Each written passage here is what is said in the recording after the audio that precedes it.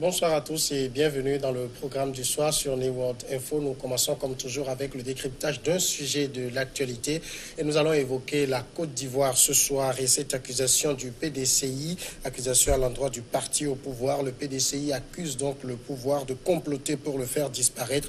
Mamadou Diouf, notre éditorialiste, est là avec nous pour décrypter ce sujet. Bonsoir Mamadou Diouf. Bonsoir Samuel.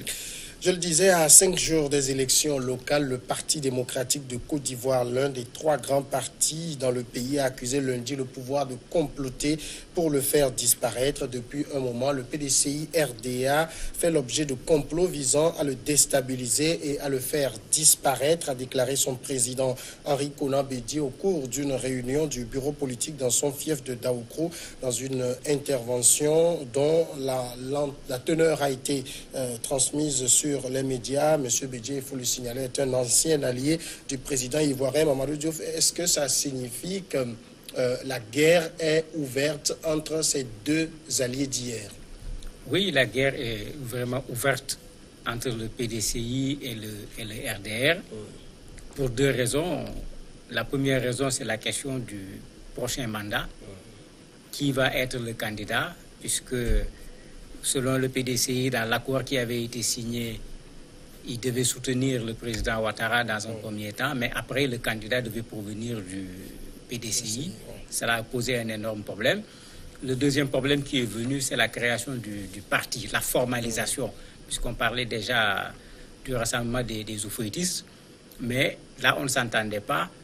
Les gens du PDCI disaient, avant de créer le parti, il faut régler la question de la candidature dont je parlais tout à l'heure, alors que ceux du RDR, en particulier le président, disait non, on crée le parti et on règle ensuite la question de la candidature. Mais dès ce moment, on avait déjà vu la fracture entre les 2 partis et également la fracture à l'intérieur de chaque parti parce que les opinions n'étaient pas toujours partagées, même à l'intérieur des 2 partis. Donc réellement, actuellement, effectivement, les 2 partis sont sur le front. Alors, les 2 partis sont sur le front, mais l'accusation du PDCI aujourd'hui touche des faits bien précis. Qu'est-ce que pointe du doigt Henri Konan Bédié?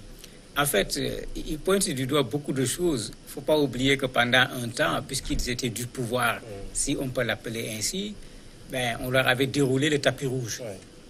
Actuellement, ils sont de l'opposition. Et c'est comme si le pouvoir est en train de leur dire que vous êtes de l'opposition. On a vu le PDCI organiser son bureau politique, donc une activité interne au parti. Après, on est allé au tribunal pour voir est-ce que le bureau politique, les décisions qui ont été prises sont les bonnes ou pas. Ça montre déjà qu'on cherche les gens du parti. On a vu également beaucoup de militants et cadres même du PDCI qui étaient là, qui participaient à la vie politique du pays depuis qu'ils ont pris fait et cause pour le président Henri Konan Bédié.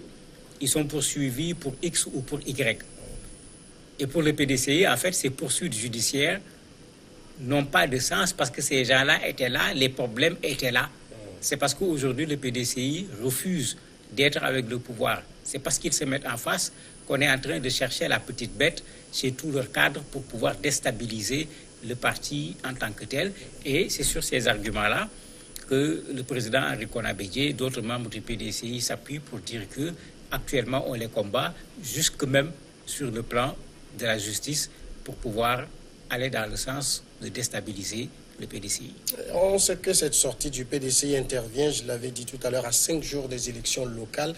Est-ce que ça veut dire que le PDCI pense qu'on lui crée des obstacles pour l'empêcher de remporter le plus d'élus? Bien sûr, le PDCI est dans l'opposition. Ce n'est pas le RDR qui va faire en sorte que le PDCI emporte des voix, puisqu'ils ne sont plus ensemble.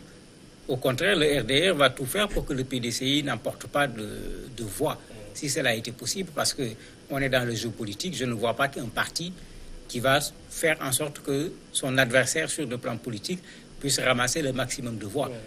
Le jeu politique, c'est plutôt le contraire. Donc, on n'est pas surpris de cette attitude de ceux qui sont actuellement au pouvoir. Maintenant, c'est au PDCI de prendre ses responsabilités parce qu'ils ont décidé d'un accompagnement à un certain moment. Ils ont décidé actuellement de se mettre au niveau de l'opposition. Il y a un travail également qu'il faut faire quand on est au niveau de l'opposition et il est plus difficile que le travail qu'on fait quand on est au pouvoir pour obtenir les voix. Il faut que le PDCI, comme on dit, mouille le maillot, s'ils veulent à ces prochaines élections, montrer une certaine représentativité.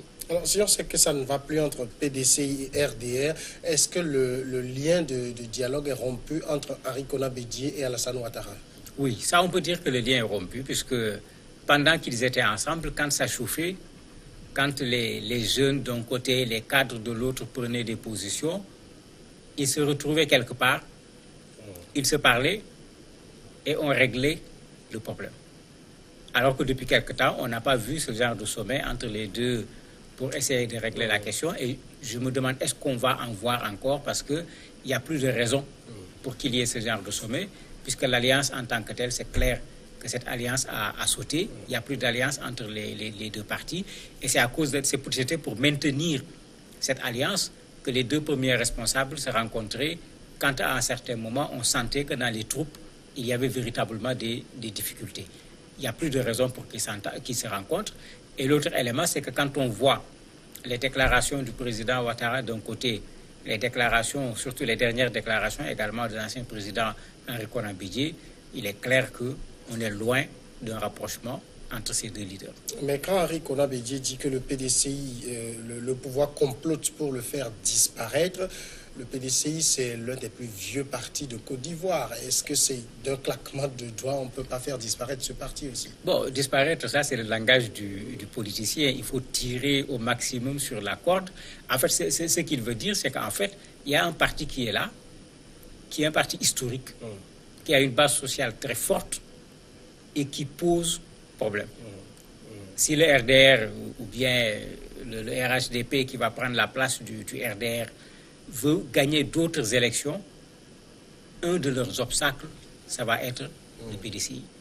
Donc politiquement, mais c'est de bonne guerre que le pouvoir travaille à affaiblir le PDCI, pas à faire disparaître. Je ne vois pas comment ils vont le faire disparaître. Ils ne vont pas voter une loi pour interdire le parti. Je ne crois pas. La Côte d'Ivoire est quand même un état de droit. Je ne vois pas pourquoi ils vont le faire.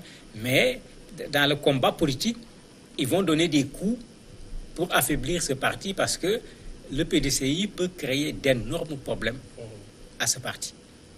Et Ouattara le sait très bien parce qu'il ne faut pas qu'on oublie qu'à la mort du président Houphouët, c'est lui et Bédié qui étaient les deux qui se disputaient la succession du président Houphouët-Boigny. Donc ils se connaissent très bien sur le plan politique. Ils se connaissent également très bien en tant que des individus qui ont collaboré pendant un certain nombre d'années. Chacun connaît la capacité de nuisance de l'autre. Et certainement, c'est cette capacité de nuisance que le parti au pouvoir aujourd'hui essaye de réduire pour ne pas les avoir en face avec toute leur force. Mais est-ce que le PDCI n'a tout de même pas perdu beaucoup de plumes dans cette affaire? Parce qu'on sait que plusieurs de ces cadres sont partis et ceux qui sont restés, il y en a même qui ballottent, qui ne savent pas sur quelle liste exactement se mettre dans l'optique des prochaines élections. Oui, c'est que ça, c'est le président Henri Konan Bédié qui en est le responsable. Il faut le dire clairement. Très tôt, quand le problème du futur mandat, du futur candidat a été posé, les jeunes du PDCI, les cadres du PDCI, à temps, avaient pris la bonne position. Ils avaient pris la bonne mesure de la chose en disant il faut sortir. Parce que c'était clair que le RDR, à l'époque, n'était pas dans une logique de laisser le PDCI présenter un candidat et le RDR va soutenir ce candidat. Ça n'avait pas été dit de façon très claire, mais dans ce qui était dit, c'était clair qu'il n'y avait pas un soutien. Si à l'époque, le PDCI avait pris ses responsabilités pour quitter cette alliance, le PDCI aurait quitté en entier avec tous ces gens. Mais pendant un temps, même quand les deux premiers responsables se rencontraient, on sifflait la fin de la récréation, mais qu'est-ce qui a été dit clairement? Tout le monde ne savait pas. Donc certains, finalement, après se demandaient, mais à quoi sert ce jeu?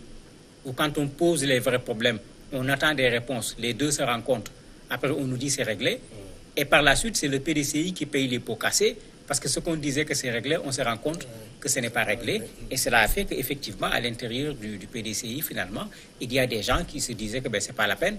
Il y a d'autres également qui peut-être pensent qu'ils peuvent avoir quelque chose avec le regroupement des Houphouëtistes qui est en train d'être mis en place, et qui veulent aller se mettre là-bas à l'ombre, au lieu d'être au soleil avec un PDCI qui va se mettre dans l'opposition. Ça fait qu'effectivement, certains ont carrément quitté la barque pour se retrouver dans les listes du rassemblement des oufouettistes. On se doute quand même que le PDCI a plus d'un tour dans son sac. Oui, mais j'ai l'impression que le président Konan Bédié est en train d'être victime de son âge. Parce que pour qui le connaît, c'était quand même un animal politique. Ce n'est pas n'importe qui en Côte d'Ivoire. Je crois que c'est l'éternel problème qui est en train de se poser, l'usure de ce pouvoir. Cette façon de rester pendant longtemps, il faut voir tous ces temps-ci, les cadres, les jeunes sont obligés même pratiquement d'aller chez lui pour le pousser à réagir par rapport à un certain nombre de questions. Ça veut dire qu'il y a problème avec la personne.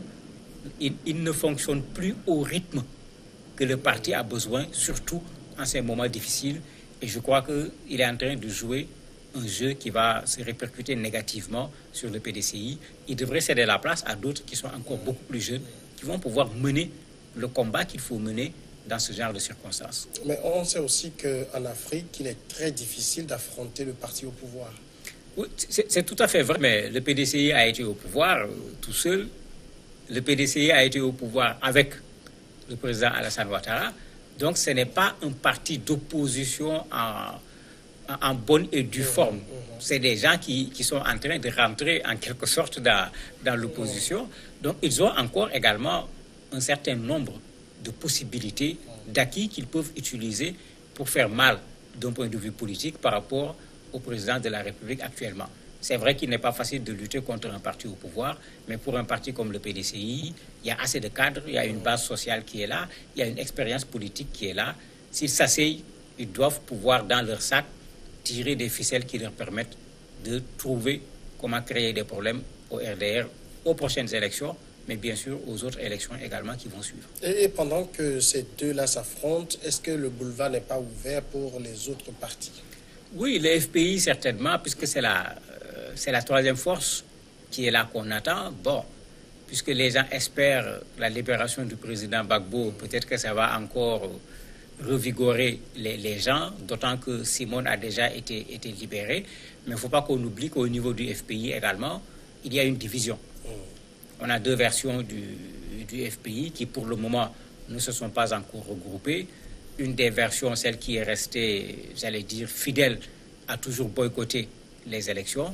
Quel sera leur comportement par rapport aux prochaines élections? Ça va être un enjeu important dans ce qui va se passer.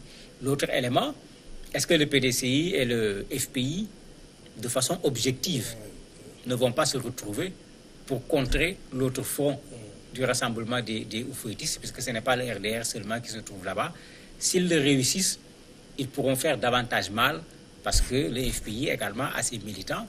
On les a vus continuer le combat, malgré l'emprisonnement du président Gbagbo et de son épouse. Alors, à l'heure actuelle, est-ce qu'on peut avoir une idée de ce que pèse véritablement chaque camp si les prochaines élections ne viennent pas déterminer cela? Ça va être difficile parce que, puisque le PDCI est allé à des élections 2 fois avec le RDR, si on cherche à ce que pèse le PDCI, on risque d'aller très très loin. Oui. Puisque pendant 2 mandats, ils se sont retrouvés avec le RDR pour aller aux élections ensemble. Il est difficile aujourd'hui de dire qu'est-ce que le RDR représente dans cet électorat qu'il partageait avec le PDCI et qu'est-ce que le PDCI représente également dans cet électorat. La partie FPI qui a participé aux élections, on sait ce que ça représente. Ça ne représente malheureusement pas grand-chose. Ils n'ont pas pu faire bouger les lignes. Il y a l'autre partie qui a toujours boycotté. Qu'est-ce qu'elle représente? Là également, puisqu'ils ne sont pas allés aux élections, on n'a pas de statistiques. Il va être difficile aujourd'hui de dire qu'est-ce que le PDCI en particulier représente, d'autant qu'une frange est en train de rejoindre carrément le camp du président Ouattara. Mamadou Diouf, merci d'avoir répondu à nos questions. C'est moi qui vous remercie. Nous observons un moment de pause et juste après, on retrouve l'invité de ce soir.